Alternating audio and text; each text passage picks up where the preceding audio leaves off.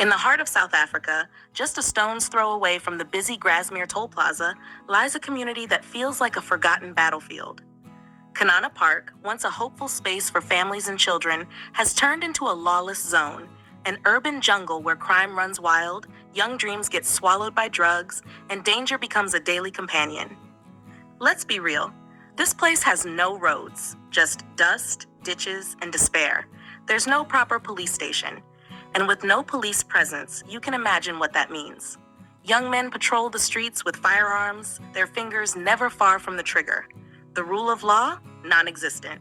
The law of the gun, alive and loud. Here, survival is the name of the game. And if you think that's bad, wait until you hear about the children. It's heartbreaking. You'll find kids under 10 years old walking the streets drinking alcohol like it's normal.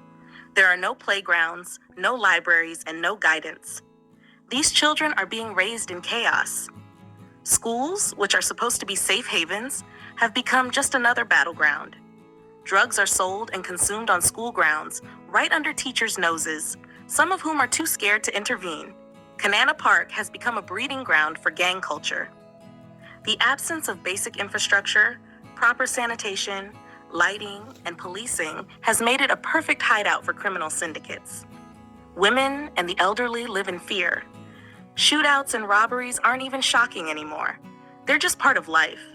People have stopped calling 11111 because they know help is not coming. The tragedy is that Kanana Park is not in some remote rural area.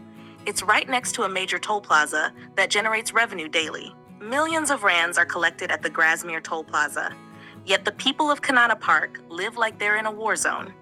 Why is it that in a country with such resources, entire communities are allowed to rot?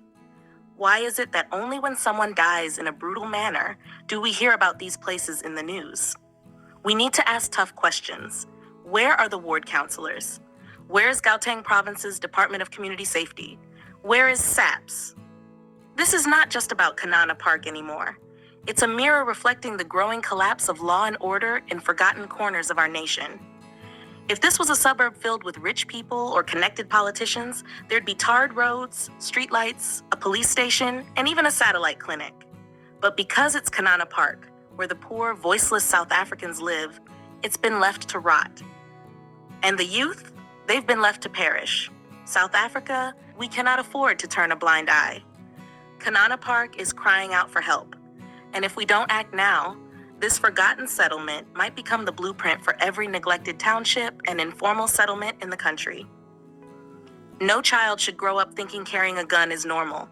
No mother should raise her children in fear. No community should be left behind.